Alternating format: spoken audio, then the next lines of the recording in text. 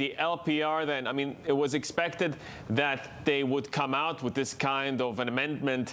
How much is that going to have an impact in terms of the reality on the ground? Well, it's a bigger cut than was expected, Yusuf. This goes straight to the heart of the real economy. This goes to the mortgage sector, to the real estate sector.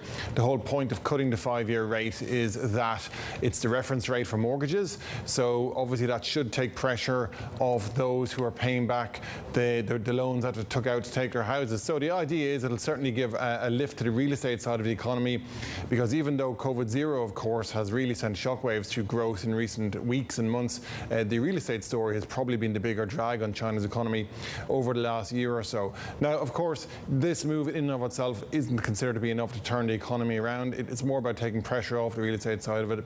For the broader economy to get back on its feet, that remains hinging on COVID zero. Either the authorities control the virus and things get back to normal, or they don't and they are forced to pivot away from it.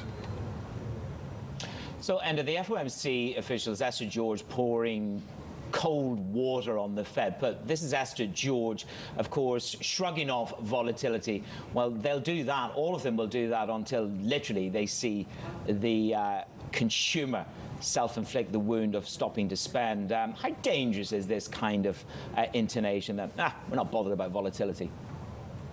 Well, obviously, on the one hand, policymakers expect financial conditions to tighten manus when they're raising borrowing costs. That's the whole point of it. And by extension, the economy will slow and so will inflation. I mean, that's all part of the trade-off. But what the Fed are saying this week, and several officials of them are making this point, that they're willing to look through this near-term volatility to more or less do what it takes to bring down inflation. And of course, the strongest comments coming from Chairman Powell earlier on in the week when he signaled that determination. But to your point, as we push into the second half of the year, and if we start to see this famous demand destruction that everyone's talking about, if markets are coming off and if consumers stop spending, we've had some warnings from big retailers this week.